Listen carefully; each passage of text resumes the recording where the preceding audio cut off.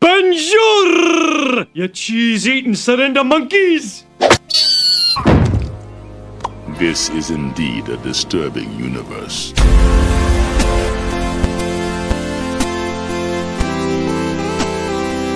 Hello and welcome back. Today we're talking about the 11th episode of The Simpsons that aired. It was the final episode that was written and produced, but there are still 2 more episodes that hadn't aired yet, so this isn't the season finale by any means. It's called The Crepes of Wrath. It was episode number 7G13. It originally aired on April 15th of 1990. It was written by George Meyer, Sam Simon, John Swartzwelder, and John Vitti. It was directed by Wes Archer and Milton Gray. And of course, the showrunners for season 1 were Matt Groening, Sam Simon, and James L. Brooks. So apparently when Sam Simon reached out to George Meyer because he wanted him to write for The Simpsons, Meyer wasn't actually interested at the time, so he declined. But he did recommend John Swartzwelder and John Vitti, which obviously worked out famously. So several months later, George Meyer has a change of heart and decides to join the writing team at The Simpsons. And The Crepes of Wrath is the first one he's involved with. But it's a very rare script in that it is written by George Meyer and all 3 of his buddies. And I think this is the first episode that really captures that mixture of melancholy with really goofy, over-the-top jokes that The Simpsons used to be famous for. They still didn't get the mixture quite right, because I think Bart suffered so much in this episode that it's actually kind of difficult to believe that he could even go back to being that mischievous 10-year-old that he was before he went to France. At least he's experiencing real suffering, instead of being sad for absolutely no reason at all, like in the episode Moaning Lisa. At the end of the day, I just think this episode is very well written, but it's still not a great episode in terms of the entire series. It's just a great episode in terms of the formative years, meaning that you kind of have to grade it on a curve. So with that said, let's analyze The Crepes of Wrath. This is Wes Archer, director of Crepes of Wrath. This is George Meyer, one of the writers of the episode. I don't know how many couch gags there were first season. I think there were 5 or 6 different ones. I believe this episode was inspired by the French movie Manon of the Spring, which I have not seen, but which is, I guess, not a prerequisite for writing a spoof of it. Milton Gray also directed on this episode. I told that boy 1 billion times to pick up his job. I had been out in Colorado at the time and had been working on a movie for David Letterman when they called me up and asked me if I'd like to work on a new series that they were doing based on the Tracy Ullman shorts. And I agreed to come out and punch up some of the scripts, meaning throw in some jokes, in October of '89. And I really liked the process, and before I knew it, I was working on the show full time. I like to play Go with you. get help, boy. I like to play with you. I like to play with you. Other than the Christmas episode, I believe this is the only time we see Santa's Little Helper in season 1. Homer, what happened? The boy. Bring me the boy. The low angle on Homer's face was always difficult to animate because the mouth animation was different from the regular mouth charts. Bart's room is, of course, filled with props.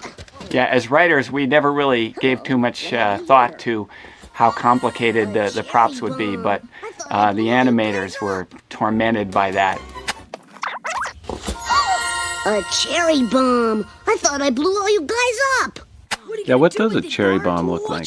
That looks like the ones we used to light off. I saw that. You certainly have done awfully well for yourself, Spanky. Mother, please don't call me Spanky on school grounds. Is this the first time we saw Skinner's mom? I think it might have been, yeah. Oh, it definitely is. Can't you tell I made a stupid logo? And Mrs. Skinner's voice got much more gravelly and menacing over the years. She's actually almost pleasant there. Yeah. She became a real battle axe later.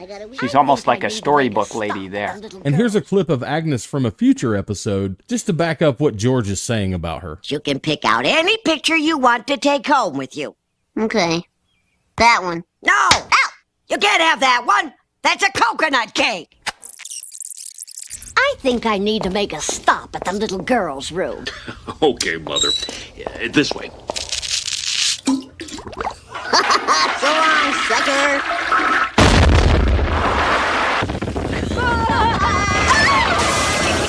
This was a real tour de force, this little section here.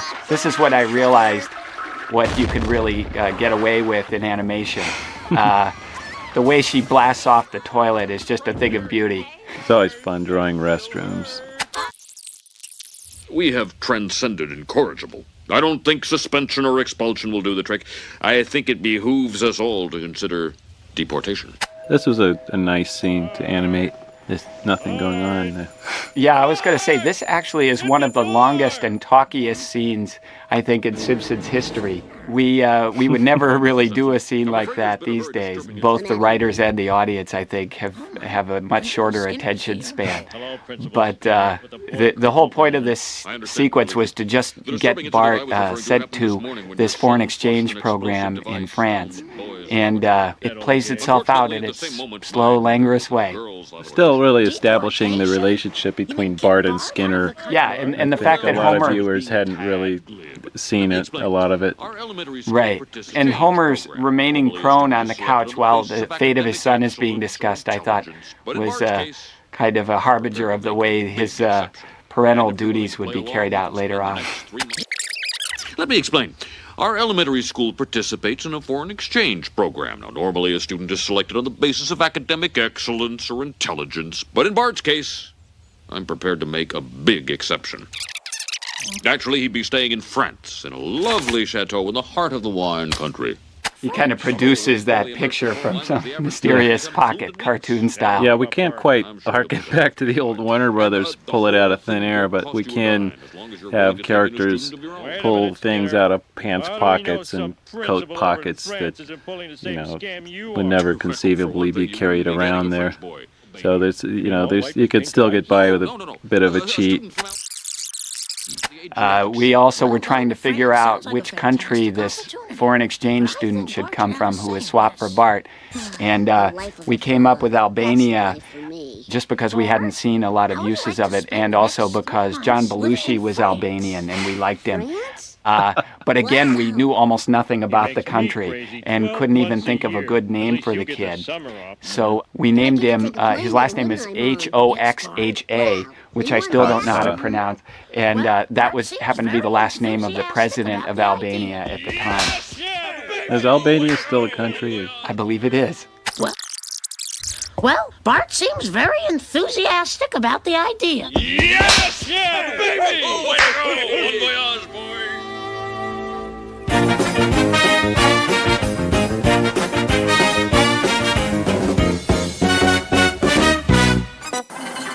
Goodbye, my special little guy.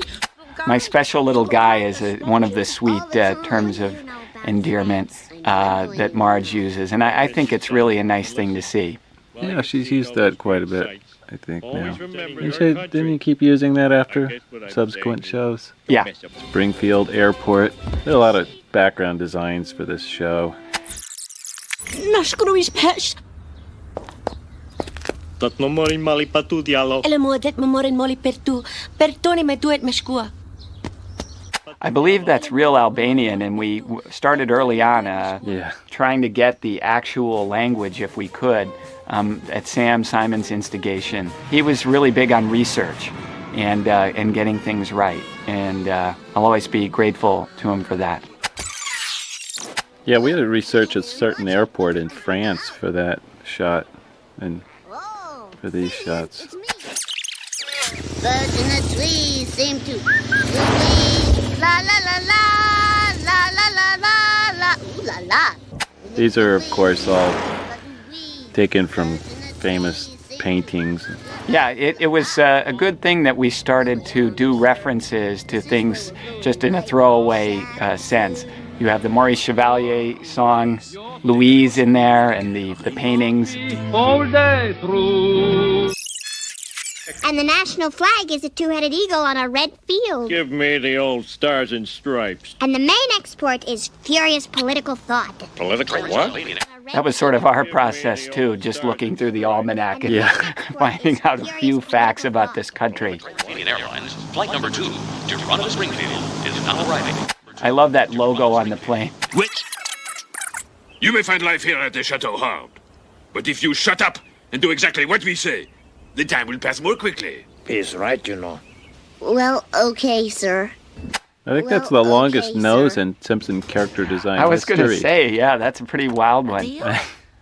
And they were just unbelievably harsh taskmasters, these guys. It never was good for one moment when they were in France. Although officially I am required to hate you, I want you to know I do not feel it in my heart. I always like the design of Adil's hair, kind of like a mohawk.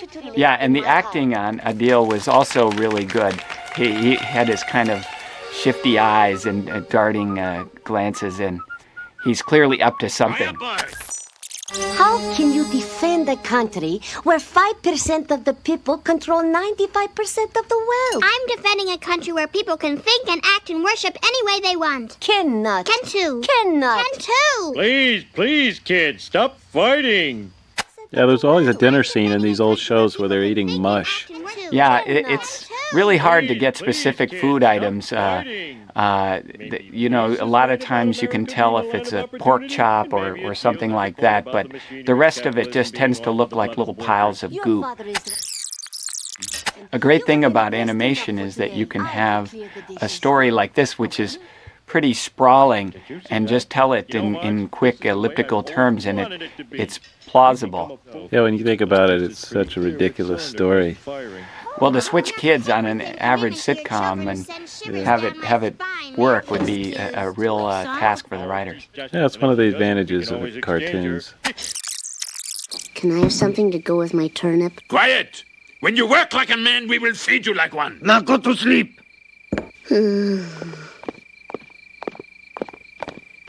I think the animation was starting to really come into its own Something to go with around my this turnip. episode. When you work like Yeah, a man, I we will think feed there you was like some one. really Now nice go to work with sleep. shadows, and there was like that donkey is really cool looking. Well, this is the last episode of the first season. So were the animators really tired Good and enough for you.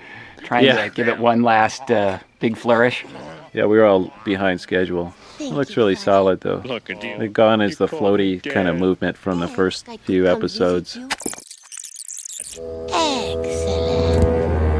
My friend Jim Downey, who I used to work with at Letterman and Saturday Night Live, used to tend his fingers and say that excellent thing. But sure. And I'll be honest, we did crib it from Jim Downey. Watch me. Between Oh, your thumb and that forefinger. Burns had done that previously, too. Oh, is that right? Glazed, powdered, and raspberry filled. I spent a lot of time drawing these donuts. They're very nice donuts, Wes. Thank you. Now, how's that for freedom of choice? Hey, Lenny, does this place have one of those plutonium isolation deals? Yeah, over in Sector 12. Sector 12? Third floor, by the candy machines. Oh, that's Sector 12. We don't usually get to see what Lenny actually does at the Springfield nuclear power plant. And even after seeing this, I still couldn't tell you.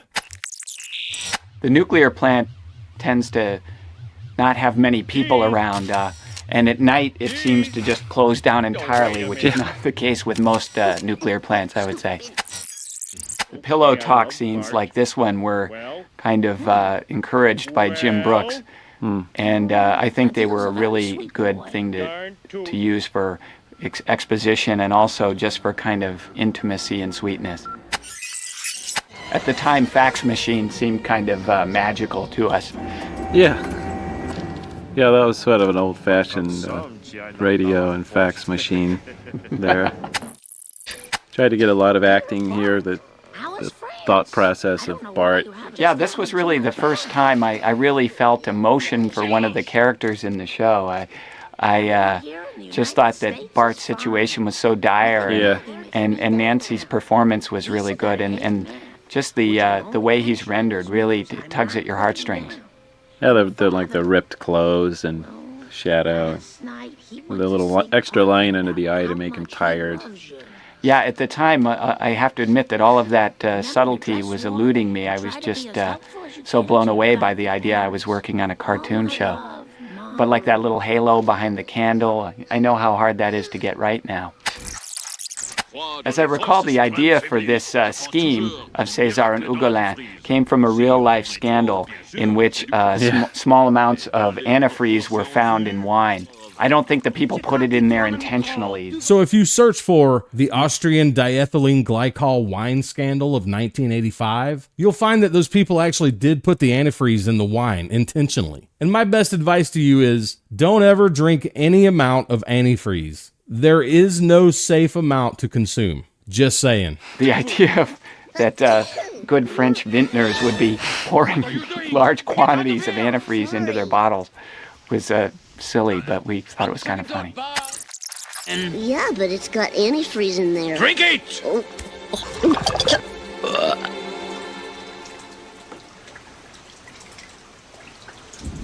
This is kind of a dark edge.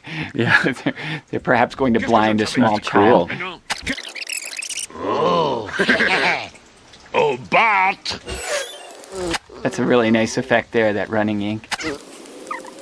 We became sign happy as the show progressed, and we would never just do a restaurant called La Rotisserie. We would always have to have some kind of joke, which usually takes us hours to think of. And Milt Gray directed this part. It turned out really well. Come on, mister. Can you help me? I like the way Bart's hair points look. The part with wet hair.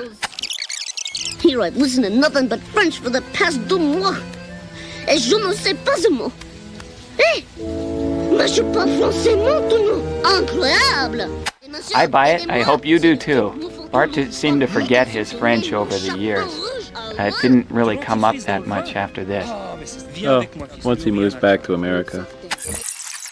All right, Sparrow, we know you're in there. We'll give you 1 minute to surrender. Oh, my. There's the big scene at the end. I was really proud of the way it turned out. The cops show up. It's kind of a difficult staging predicament where they see him up in the tree house and bust him. It worked out pretty well. Also, the bullhorn that he's using is actually used in recording his lines. It's not an effect. He actually is speaking into a bullhorn at the microphone. It was a little unclear there what happened with Deal's microphone. He just seemed to drop it in an inopportune moment. Perhaps we could have thought of a better way for him to give himself but it worked away. But it worked. People got the point.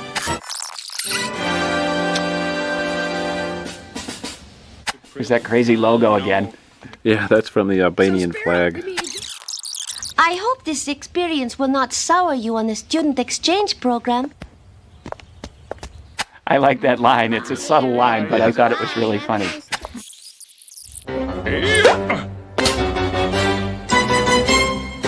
Maggie floating on the balloons. The last minute touch. Very nice. So the Crepes of Wrath isn't anywhere near the best of The Simpsons, but it's in that short list of season 1 episodes that are still a worthwhile watch. In fact, I'd say this one, The Telltale Head, and all 3 episodes written by John Swartzwelder are still great episodes that can keep your attention, but they just don't compete with anything that came after season 1. And as I listened to the commentary, I noticed that Wes Archer is extremely proud of a lot of shots that I just don't think are very good, especially that one with all the federal agents that look identical. But like I said earlier in this video, the good episodes from season 1 deserve to be graded on a curve. And I would classify this one as one of the good episodes from the first season. But it's a little lower on the list than, say, The Telltale Head. But I think the story is really good, even though it sort of falls apart at the end. But that's the case with at least 75% of all Simpsons episodes. Anyway, I think that's about all I have on this one. I'm just going to finish this up and get the heck out of here. But come back next week because we have a really good episode to analyze. I'll see you then.